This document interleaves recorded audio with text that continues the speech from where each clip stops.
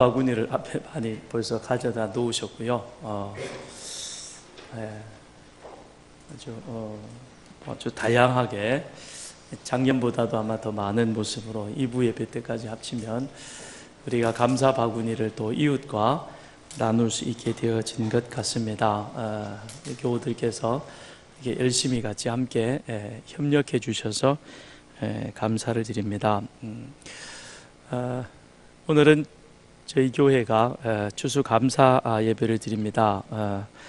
요 감이요, 저희 교회 이렇게 들어오다 보면 아직은 존재가 미미한데 감나무 두 그루가 있는데 그 감나무가 이렇게 단감을 이쁘게 맺었어요.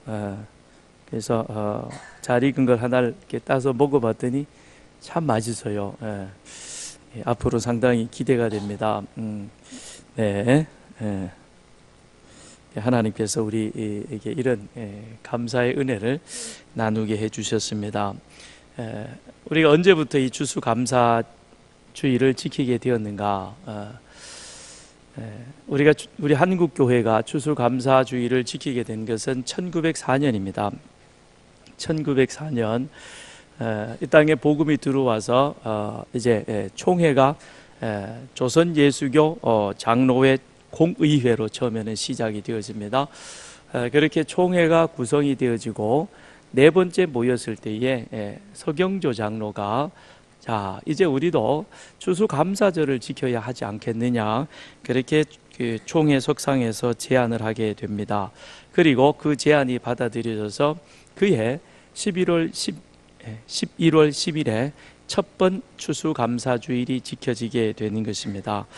그리고 얼마간 이렇게 추수감사절을 지키다가 1914년에 우리 이러지 말고 한국 땅에 선교사가 처음 입국한 그 날을 우리가 기념하여 추수감사절을 지키면 어떻겠느냐. 그래서 11월 셋째 주일 후 수요일, 그래서 11월 셋째 주 수요일 그날을 우리가 추수감사절로 지켰습니다. 그러다가 그러지 말고 수요일보다는 주일이 좋겠다. 그래서 지금까지 11월 셋째 주일을 우리가 추수감사절로 그렇게 지키고 있습니다. 그런데 지금 우리 한국교회가 지키고 있는 추수감사절은 다분히 미국 장로교회 영향이 많이 작용되어져 있습니다. 장로교의 본산지라고 할 수 있는 네덜란드에 가서 보면 거기에는 추수감사절이라는 것이 없습니다. 대신 성령 강림절을 더 의미 있게 지냅니다. 왜 그런가? 추수감사라고 하는 것이 그것이 미국에서 시작되어졌을 때 그것은 영국 국왕 제임스 1세의 그 신앙 박해를 피해서 그들이 신대륙으로 나아간 청교도들, 그들에 의해서 첫 번 추수감사절이 지켜지게 되는 것이죠. 1620년 9월 16일에 102명의 청교도들이 신앙의 자유를 찾아서 메이플라워를 타고 65일간의 항해 끝에 그해 12월 21일에 미국 신대륙 미국에 도착을 하게 되어집니다. 그래서 매사추세츠 플리머스 항에 도착을 하고, 도착한 것까지는 좋았지만 도착한 때가 겨울이고, 그리고 그해 겨울을 지나갑니다. 그런데 겨울이 얼마나 혹독했든지 또 그 추위와 굶주림 속에서 함께 왔던 102명 중에 거의 절반의 사람들이 다 죽고, 그 다음에 나서 보니까 살아남은 사람이 얼마 되지 못했습니다. 그런데 그 해에 그들이 그 원주민인 인디언의 도움을 받아서 농사를 짓게 됩니다. 농사를 짓고 그해 가을에 결실을 해서, 결실한 것이 너무 감사하고 살아남은 것이 너무 감사하고, 그래서 자신들에게 농사를 가르쳐준 인디언을 초대해서 그해 수확했던 옥수수와 콩을 가지고 같이 함께 나누어 먹으면서 추수감사절을 지키게 되는 것이죠. 그런데 우리는 추수감사절에 그냥 우리식으로 음식을 해서 먹든지 그렇게 지냅니다. 그런데 미국에서는 추수감사절이면 반드시 등장하는 음식이 칠면조이죠, 그죠? 왜 칠면조가 거기 추수감사절에 음식으로 등장하나요?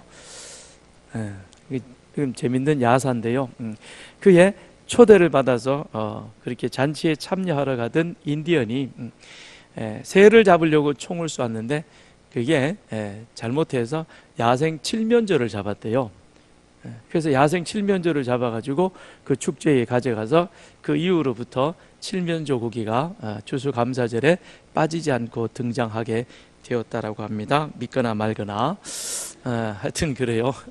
그런데 자, 우리 한국교회가 지금 11월 셋째 주일이면 추수감사절을 지키는데 저희는 거기보다 좀 빠르게 이렇게 한 달 먼저 10월에 추수감사절을 지킵니다.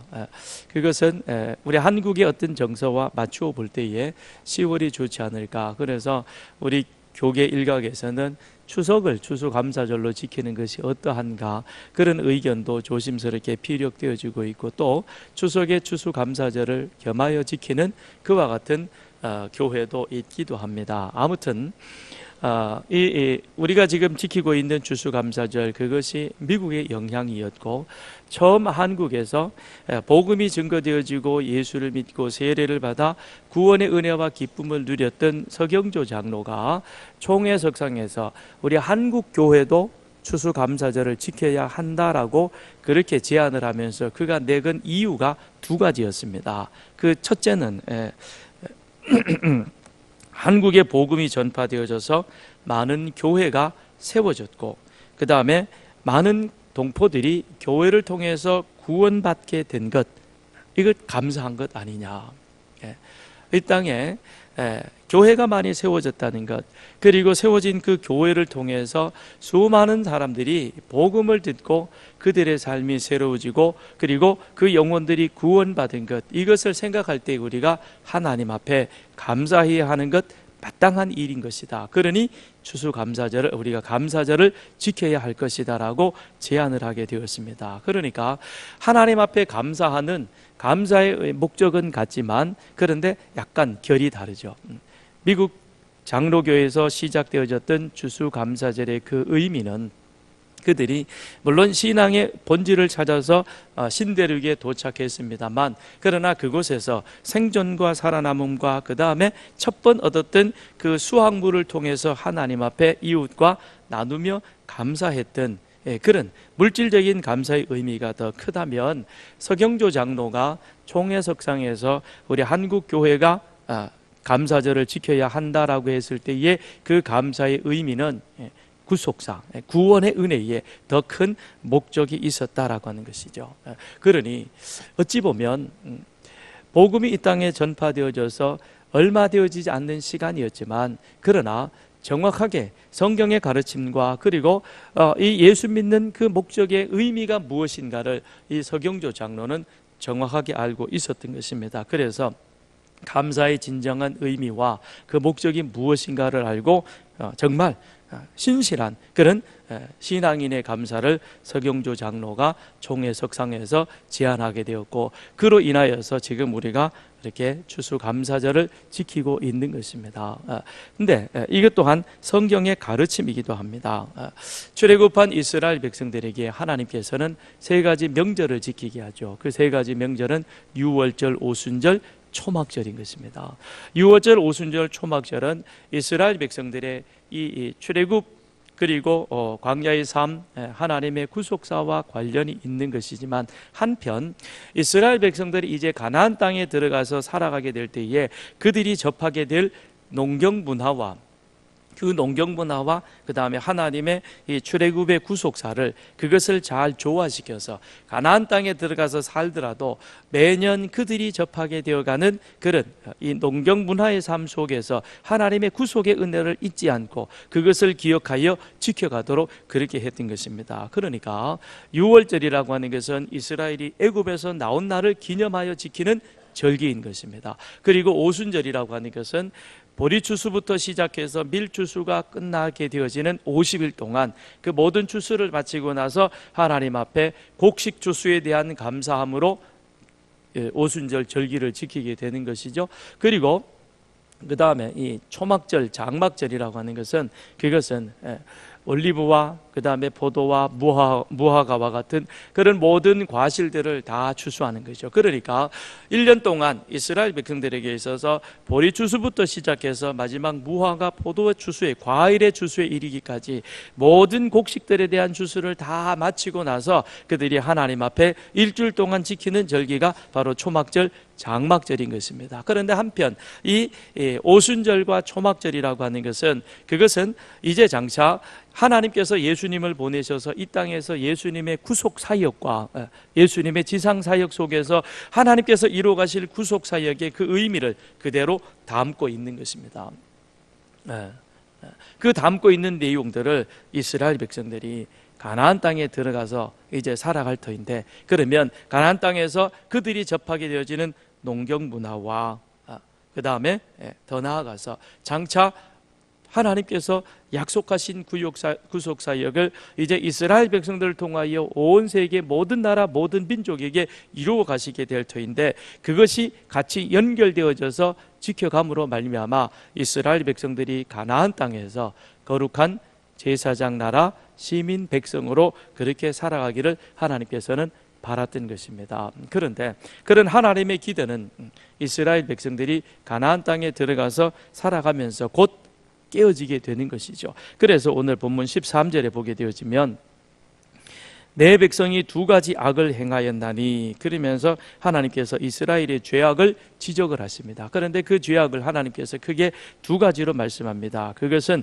무엇이냐면 그들이 생수에 근원되는 나를 버린 것과 스스로 웅덩이를 판 것인데 그것은 물을 가두지 못할 터진 웅덩이들이라 그랬습니다. 그러니까 이스라엘 백성들이 가나안 땅에 들어가서 하나님 앞에 범죄한 그 죄악이 두 가지인데, 그 두 가지는 무엇이냐면 첫째는 생수의 근원 되신 하나님을 버린 것이요, 그 다음에 두 번째는 스스로 웅덩이를 판 것인데 그것은 터진 웅덩이라서 물을 가두지 못할 그와 같은 것이다라는 것입니다. 그러니까 결국 이것은 두 가지 제약을 말씀하고 있는 것 같지만 실은 한 가지인 것입니다. 왜 그러느냐, 웅덩이를 판 하나님을 버리고 웅덩이를 팠는데, 그런데 그 웅덩이가 어떤 것이냐? 터진 웅덩이라 그랬습니다. 그런데 그 터진 웅덩이라는 것은 5절에 가서 보면 하나님을 멀리하고 헛된 것을 헛되이 따라가는 것, 그러니까 하나님을 버리고 그들이 이 세상의 것을 취하였지만 그것이 헛된 것을 버리고 헛되이 되었다라는 것은 그것은 곧 공허하였다라고 하는 것입니다. 그들의 삶이 하나님을 떠나고 나서 보니까 세상으로 만족이 주어질 것 같았는데, 그런데 그 안에 참된 만족이 없더라는 것이죠. 공허하다는 것입니다. 그리고 또 8절로 11절에도 같은 내용이 나옵니다. 8절에 가서 보니까 제사장들은 여호와께서 어디 계시냐 말하지 아니하였으며 율법을 다루는 자들은 나를 알지 못하며 관리들도 나에게 반역하며 선지자들은 바알들의 이름으로 예언하고 무익한 것들을 따랐느니라. 하나님의 말씀을 전하고 가르치고 선포해야 할 제사장과 그 다음에 율법학자들 그리고 관리들, 그들이 다 하나님의 말씀과는 상관없이 지금 무엇을 전하고 있습니까? 무익한 것들을 따라가고 무익한 것들을 전하고 있다는 것입니다. 11절에도 동일한 것이죠. 그들이 신 아닌 것과 바꾼 일이 있느냐? 그러나 나의 백성은 그의 영광을, 하나님의 영광을 무익한 우상의 것들과 바꾸어 버리고 말았다라고 말씀하고 있는 것입니다. 그러니까 이스라엘 백성들이 두 가지 악을 행한 것 같지만 실질적으로 그것은 하나로 귀결이 되어집니다. 그것은 무엇이냐면 하나님 외에 다른 신을 섬기는 우상 숭배를 가나안 땅에 들어가서 하게 되었다는 것이죠. 그런데 구약 성경에서 우상 숭배가 이스라엘이 가나안 땅에 들어가서 그 다음에 바벨론 포로시까지 계속 반복해서 강조되어지고 그 다음에 주목하는 것이 우상 숭배입니다. 그런데 이 구약 성경에서의 우상 숭배는 두 가지 의미를 지니고 있습니다. 하나는 바알과 같은 이방인들이 섬기는 이방 신들을 그들도 음란히 섬기는 것, 그게 우상 숭배인 것이죠. 흔히 우리는 이 부분만을 알고 있습니다. 그래서 다른 신을 따르거나 다른 신을 섬기거나 아니면 나무나 돌이나 이런 것들로 무언가를 빚어서 그것을 음란히 섬기는 것, 그것이 우상 숭배라고 정의하고 있습니다. 그런데 또 한 가지가 있습니다. 그것은 무엇이냐면 하나님을 신뢰하지 아니하고 애굽이나 바벨론이나 아수르와 같은 주변 나라들을 의지하고 신뢰하는 것, 이것 또한 하나님께서는 구약에서 우상 숭배라고 정의를 해주고 있습니다. 그러니까 하나님께서 구약 성경을 통해서 선지자들에게, 이스라엘 백성들에게 경고하신 우상 숭배는 두 가지인 것이죠. 실질적으로 그들이 가나안 땅에 가서 살아가면서 가나안 사람들 그리고 그 주변에 있는 이방인들이 섬기는 여러 가지 이방의 신들, 사람들이 자기의 형상을 만들어 가지고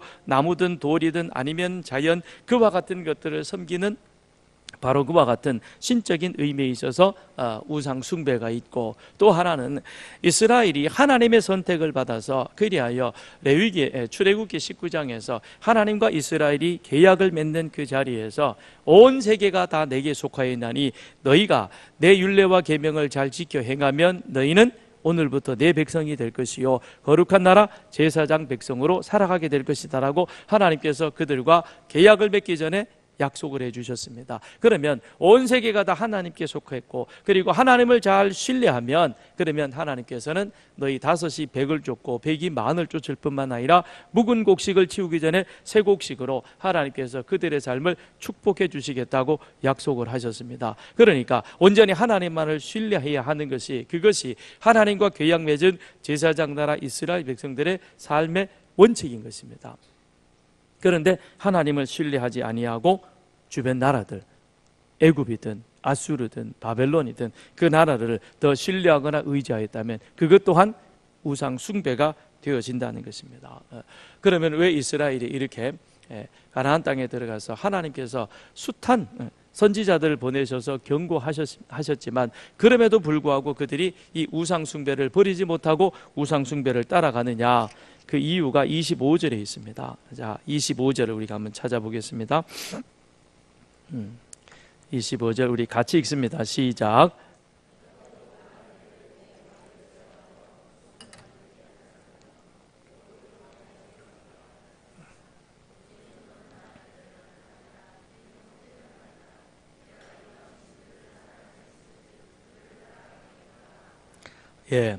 이스라엘이 그렇게 열심히 우상을 섬겼던 두 가지 이유가 나옵니다. 그 이유가 무엇이냐? 첫 번째는 하나님께 소망이 없다고 생각했기 때문인 것입니다.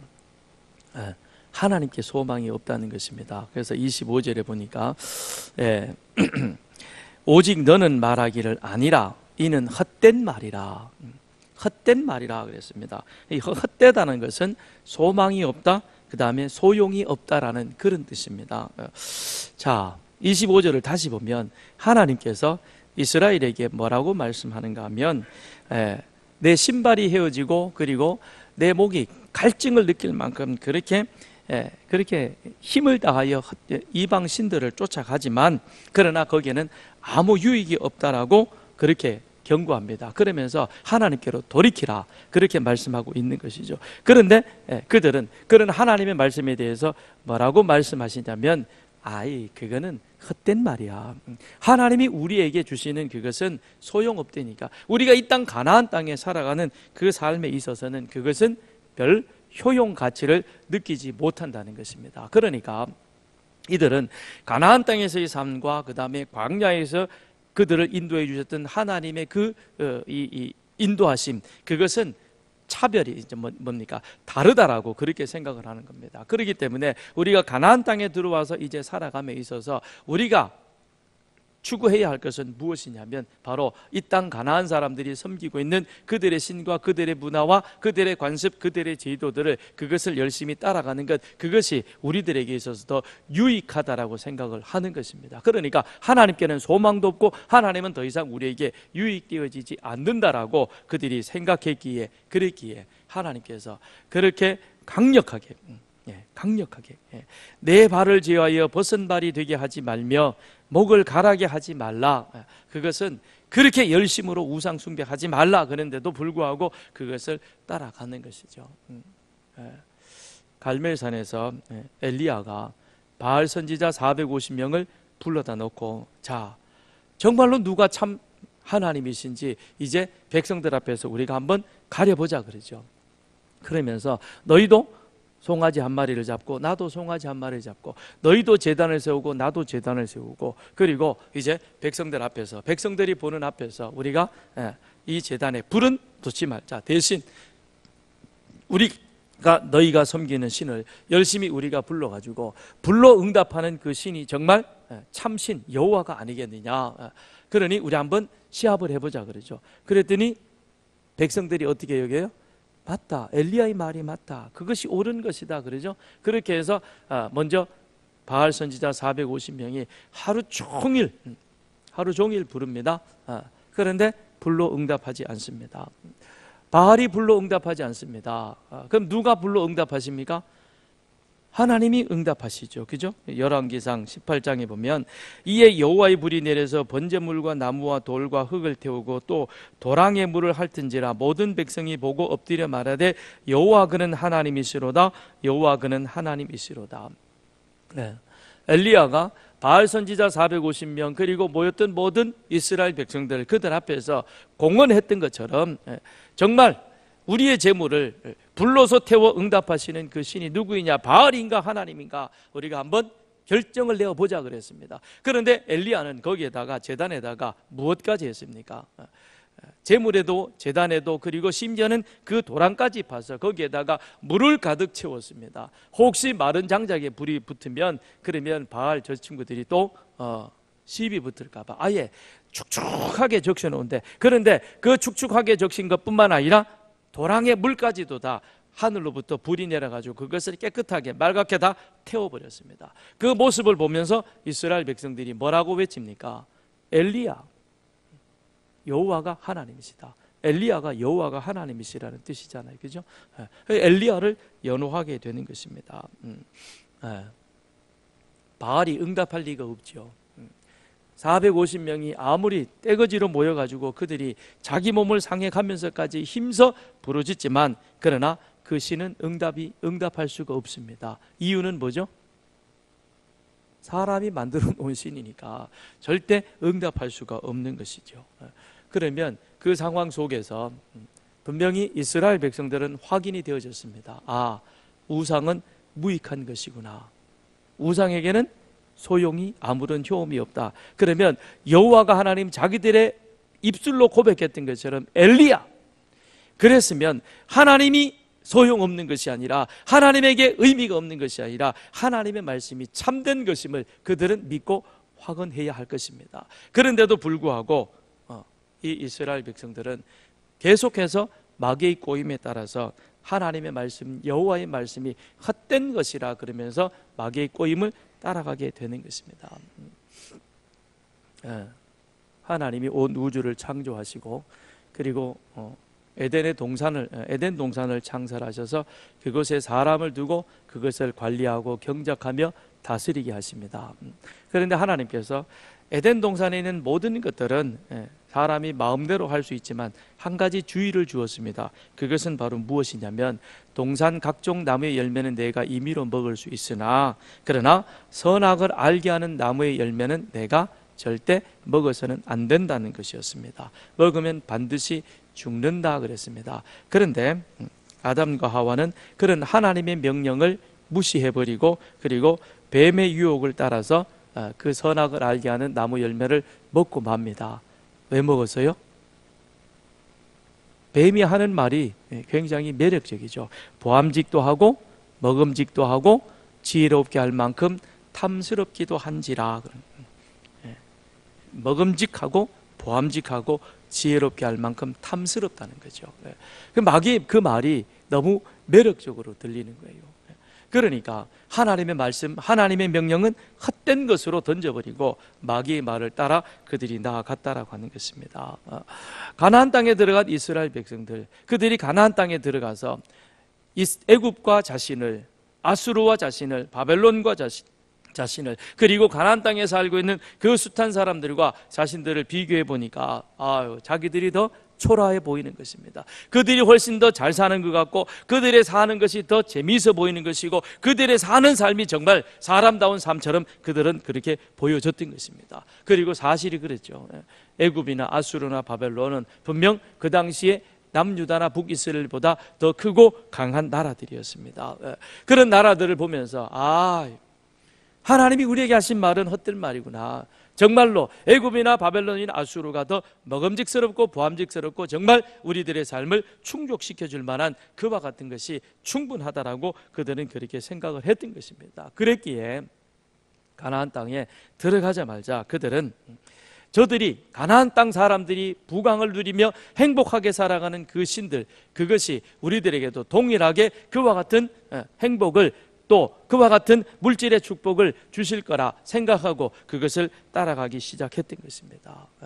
하나님의 말씀을 헛된 것으로 던져버리고 그리고 마귀의 달콤한 유혹에 빠져서 그들은 우상 숭배하는 그 일로 나아가게 된 것이죠. 그 다음에 두 번째로 이스라엘이 우상을 섬기고 이방 나라를 의지한 이유는 하나님보다 물질을 더 사랑했기 때문인 것입니다. 25절은 계속 말씀하기를 내가 이방 신들을 사랑하였은즉 그를 따라가겠노라 하도다. 이방 신들을 더 사랑했다라고 하는 것입니다. 이스라엘이 애굽에서 나와서 광야에서 40년 동안 그 40년을 살아가면서 굶어 죽은 사람은 한 사람도 없었습니다. 굶어 죽은 사람은 한 사람도 없었습니다. 그리고 목말라 죽은 사람도 없었습니다. 그들 가운데 죽었던 수많은 사람들은 하나님 앞에 불신하고 불순종한 결과 그들이 죽게 되어졌던 것이죠. 그러면 자 보세요. 애굽에서 나오면서 그 다음에 애굽의 홍해가 갈라지면서 또 반석에서 물이 나오면서 매일같이 만나가 내려지면서 아말렉의 침입이 있었지만 하나님께서 그들 가운데 보호해 주셨고 그런 숱한 어려움과 시련과 환난이 광야 생활 속에 거듭 반복되어져 갔지만 그러나 하나님께서 그들을 지켜주심으로 말미암아 그들은 안전하게 가나안 땅에 들어올 수가 있었습니다. 그 일들을 그들이 직접 체험하고 경험했습니다. 그랬던 그들이 왜 가나안 땅에 들어가서는 그들의 태도가 180도 달라집니까? 여호수아하고도 약속했잖아요. 그죠? 오직 나와 내 집은 여호와를 섬길 것이다. 너희 섬길 자를 오늘 택하라. 그랬을 때 모든 백성들이 다 한 가지로 우리는 여호와만을 섬길 것이다 라고 그렇게 그들이 다짐을 했습니다. 그랬던 그들이 왜 그렇게 한순간에 태도가 확 바뀌어지는 것입니까? 이유가 무엇입니까? 광야에서 그들의 삶을 인도해 주신 하나님, 그리고 가나안 땅에서 정착하여 농사를 지으며 살아갈 때 그들 가운데 함께 하시는 그 하나님은 그들은 다르다고 생각을 했던 것입니다. 하나님의 역할과 능력은 애굽에서 저희들을 불러내고 광야를 거쳐서 그 다음에 약속의 땅 가나안으로 들어오도록 해주는 여기까지가 하나님의 역할이요. 그 다음 그들이 가나안 땅에서 살아갈 때 그들은 하나님이 가나안 땅의 삶을 충족시켜 주는 것이 아니라 바로 이 가나안 땅에서 지금 그들이 가나안 백성들이 이방 민족들이 그들이 행하며 살아가고 있던 바로 그 신들, 그들이 믿는 그 신이 우리들의 삶을 충족시켜 주고 그리고 우리를 행복하게 해줄 것이다 라고 그렇게 생각했기 때문인 것입니다. 광야의 삶과 가나안의 삶이 근본적으로 다르다라고 그들은 생각을 했던 것입니다. 그래서 그들은 하나님이 아니라 가나안 사람들이 그들이 섬기고 따라가는 바로 그 신들, 즉 농사를 통해서 축적된 부와 안정된 삶, 그리고 그들이 즐기는 축제와 그 문화, 그것을 바라보면서 이스라엘 백성들도 와, 우리도 저렇게 살고 싶은데 저렇게 사는 것이 너무 사람다운 삶이고 부럽고 고상해 보였던 것입니다. 그래서 우리도 그렇게 살려면 가나안 사람들의 삶을 받아들여야 되지 않겠느냐라고 가나안의 문화를 받아들이기 시작을 합니다. 그런데 가나안의 문화가 이스라엘 백성들의 삶 가운데 들어오기 시작하면서 같이 함께 따라왔던 것이 무엇이었냐면 가나안의 종교였던 것이죠. 그래서 결국 그들은 가나안 사람들이 섬기는 그 이방 신들을 섬기면서 바알이 자신들에게 풍요와 번영과 안정을 가져다 준다라고 생각했던 것입니다. 그래서 그들은 그렇게 열심히 하나님께서 그렇게 간절히 그들을 사랑하지 말고 따라가지 말라 그랬음에도 불구하고 그들을 사랑하고 따라간 것입니다. 자, 하나님이 왜 바알 숭배에 대해서 그것을 금지하시며 하지 말라 하셨는가? 바알 숭배가 왜 오늘 우리들에게 있어서 문제가 되는가 하는 것이죠. 바알 숭배, 이스라엘 백성들 눈에 보였던 가나안 땅의 바알 숭배는 곧 물질의 풍요로움인 것입니다. 그것을 오늘 우리의 신앙생활 속에서 대입해 보면, 그러면 우리 예수 믿는 사람은, 하나님 믿는 사람은 잘 살면 안 되나요? 여러분은 어떻게 생각하십니까? 우리가 이 세상을 나그네로 살아가고 있다고 하지만, 그러나 잘 살고 싶은 것은 누구나의 바람인 것입니다. 예수 믿는다고 모두가 다 가난해져야 된다는 법은 없는 것입니다. 오늘 우리 주변에도 보면 하나님을 잘 믿으면서 물질의 부유함을 누리며 살아가는 사람들도 많이 있습니다. 또 그렇게 물질의 축복을 받아 간증하는 분들도 우리는 자주 접하게 되는 것입니다. 잘 산다고 다 잘못되어지는 것은 아닐 것입니다. 그럼에도 불구하고 하나님께서 이스라엘 백성들에게 바알 숭배를 경고하셨던 것처럼 오늘 우리들에게 있어서도 물질에 대한 위험을 경고하고 있는 것입니다. 그렇다면 그것은 무엇이냐?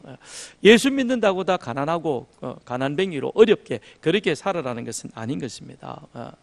문제는 무엇이냐?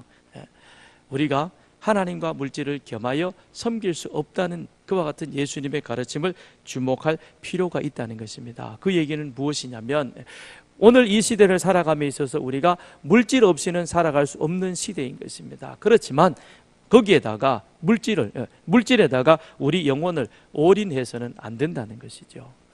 안 된다는 것입니다. 왜 그러느냐? 물질에 올인해버리게 되면, 물질에 우리 영혼을 걸어버리게 되어지면 주님께서 경고하셨던 것처럼 우리는 결단코 둘을 동시에 섬길 수 없는 존재인 것입니다. 하나님을 더 사랑하든지 물질을 더 사랑하든지 둘 중에 택을 해야 한다라고 하는 것이죠. 물질에 우리 영혼이 기울어져 버리면 형식적으로 우리가 하나님을 찾기는 하겠지만, 그러나 영과 진정으로 하나님을 찾을 수는 없게 되어질 것입니다. 그러니까 물질이 많아도 내 마음이 그 물질에 빼앗기지 아니하고, 그 물질이 많음에도 불구하고 여전히 하나님을 먼저 추구하며 하나님의 영광을 찾는다면 하나님께서는 그 사람에게 충분히 물질의 축복도 허락하여 주실 것입니다. 뿐만 아니라 내가 가졌던 물질이 다 사라져버리고, 그리고 욥처럼 그렇게 일순간에 말로 표현할 수 없는 극한 가난과 어려움 속에 던져진다 할지라도 끝까지 욥이 그 입술을 지키며 하나님을 주목하여 바라보았던 것처럼 우리 영혼이, 우리의 마음이 물질에 치심되어지지만 않는다면, 그렇다면 하나님께서는 오늘 우리들이 이 세상을 살아가는 그 삶 가운데서 충분히 물질의 축복도 우리에게 겸하여 주실 줄 믿습니다. 그렇게 되어진다면 물질은 결코 우리에게 우상이 되어지지 않는다라고 하는 것입니다. 그런데 가나안 땅에 들어갔던 이 이스라엘 백성들이, 그들이 왜 하나님을 우상으로 바꿔버리는 그와 같은 잘못을 저지르게 되었는가? 그것은 가나안 사람들, 하나님을 알지 못했던 그들이 그들의 생애 최고의 목적을 두고 물질적 풍요가 그들의 생명까지도 보장해 준다라고 하는 그 가나안 사람들의 그와 같은 신념과 종교에, 또한 이 이스라엘 백성들도 물질의 풍요만 있으면, 그렇다면 우리가 이 세상에서 충분하지 않겠느냐라고 하나님의 말씀을 잃어버린 결과 그들은 하나님도 잃어버리게 되어지고 하나님의 가르침도 내팽개치게 되었고, 결국에는 우상을 따라가는 그와 같은 어리석은 삶이 되고 말았던 것입니다. 하나님께서 애굽에서 불러내신 이스라엘 백성들을 제일 먼저 유월절, 오순절, 초막절 절기와 더불어 안식일, 그리고 5가지 제사를 가르쳐 주시면서 어떻게 구원받은 이스라엘 백성들이 하나님과 동행하는 삶을 살아갈 수 있을 것인가 하는 것을 40년 동안 광야에서 하나님은 훈련시켜 주셨던 것입니다.